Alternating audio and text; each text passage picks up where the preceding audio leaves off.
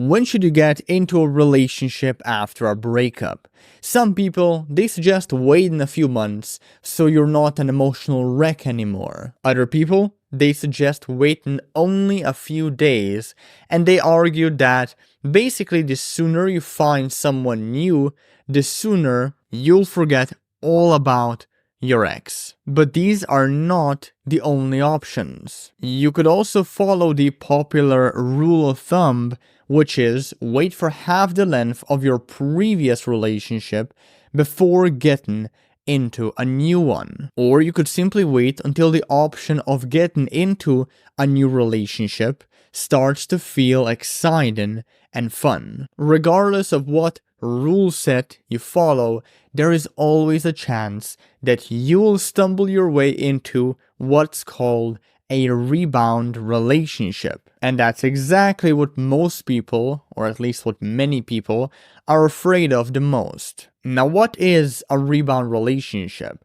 Well, this is a relationship that a person gets into usually for all the wrong reasons. For example, to numb themselves of their breakup pain, to make their ex jealous, envious, and, well, get back at them. Also, some people get into these sorts of relationships to secure an ego boost from someone else and feel as though they still matter.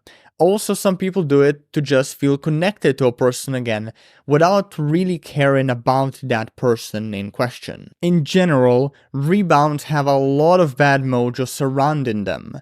Experts usually describe them as these very shallow affairs, and they on average last for only 4 months. And, well, the worst part is they're often formed on the backbone of a person's loneliness, anxiety, fear of being alone, and they are hardened without really much consideration concerning the new partner's compatibility. These relationships are also typically littered with a lot of drama and a lot of dysfunctional dynamics, mainly because of the reasons that they have sprouted and came into fruition in the first place. And it's also no secret that most rebounds fail for the exact same reason, or reasons, plural, a person's previous relationship failed. And this is because an average person really never contemplates why their relationship failed in the first place. So, as a result, they never identify or learn from their mistakes, but they just keep blindly repeating them, often even bouncing from one shitty rebound relationship to the next. That being said, my argument is that despite all of that, rebounds do not suck all of the time. Yes, there's a lot of negative stigma surrounding them, fair enough, and, well, for a good reason, but there is also this gaping unexplored side to the subject. That is how getting into a rebound can actually be a good, positive thing for your mental well-being and just, for your love life in general. Now let me just go over why this is so. Why, or at least when, a rebound relationship can actually be a good thing. And let me illustrate this with a simple story, okay? So, just imagine this guy, Jimmy, right now. He was always a really needy boyfriend. This guy is a pure control freak. He has a lot of jealousy issues. He always wanted to know where his partner was, what she'd been doing, and with whom she had been hanging out with, right? That's how this guy was always like. Now, after months of enduring Jimny's bullshit, his girlfriend, she reached a boiling point, as just about any other sane person would in this case, and therefore she dumped him. And of course, Jimny was devastated. He felt as though he had lost a part of himself, and it's a really tough thing to go through. Now, eventually, Jimny concluded that fair enough, he's single now, he needed to attach now to someone new as quickly as possible to soothe his heartache, his loneliness, and all that good stuff. So he forced himself into the dating field, and he found a new girlfriend, and let's call her Anna, okay? Let's call this new girlfriend Anna. Now, the first few weeks of being together, they were really fucking great. Fun and fellatio all the time. But around week 6, Jimny's insecurity reappeared. He just couldn't help himself really. And during week 7, he randomly called Anna in the middle of the night only to check up on her. So, to figure out if she was cheating on him with some other guy, right? And their conversation even got to a point where Jimny began to ask these really dumb, insecure questions like, do you still love me? And, oh, you're with so-and-so. I don't like that. Like, so also giving statements like that, not only asking these really insecure questions, but also giving out really insecure statements. Yet, here's the catch. Whatever embarrassing and needy questions or comments Jimny made, right?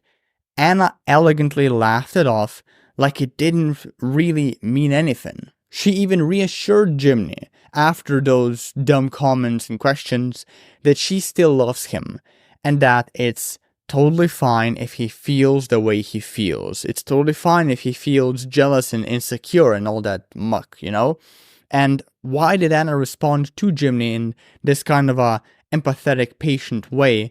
Because she knew what it was like. Like, she had her own share of jealousy issues in the past, and therefore there was a lot that she could relate with Jimny. But luckily, she has grown past her issues, and because of Anna's secure nature, Jimny could not resist being influenced by her. And the more times Anna reassured him that she was okay, that she was not cheating, and that she still loved him, the less jealous, controlling, and desperate Jimny actually became. And over several months of Anna's support, Jimny began exhibiting fewer toxic tendencies and unattractive behaviors. Eventually, the guy even became secure himself. Now, what this couple created is truly remarkable. They essentially converted what started out as a toxic rebound relationship. They converted that into actually a healthy rebound relationship, or simply a relationship. Some of you are probably surprised that this kind of a transformation is even possible, but rest assured, it's actually not that rare at all. I mean, this was a generic story that, for example, I came across hundreds of times while working with people, either through my coaching calls or for my courses, or just talking to my readers, my book readers in general.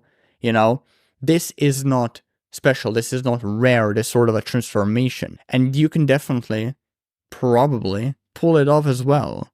And look, what's even better is that since Jim got into another relationship, which, by the way, compared to the last one, was actually fulfilling and healthy, he forgot all about his ex. And again, the same can happen to you.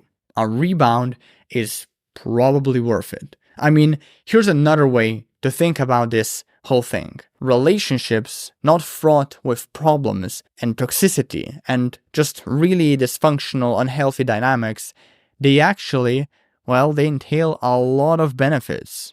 For one, there is simple companionships. Like us humans, we were hardwired for connection, right? So finding someone you can actually cultivate a connection with, a strong connection, it's gonna drastically improve your baseline happiness, your baseline, well, sense of fulfillment and content. And then there's of course also passion and infatuation that come along with newly formed relationships that make you feel way more desirable, way sexier, way more confident. So that's another benefit of being in just about any relationship that's, again, not full of problems and toxic shit.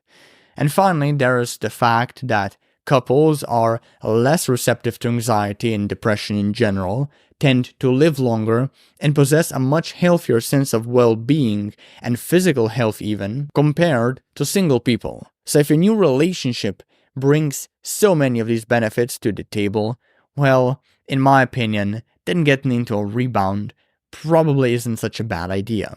So try it out. I mean, like, what's the worst that can happen?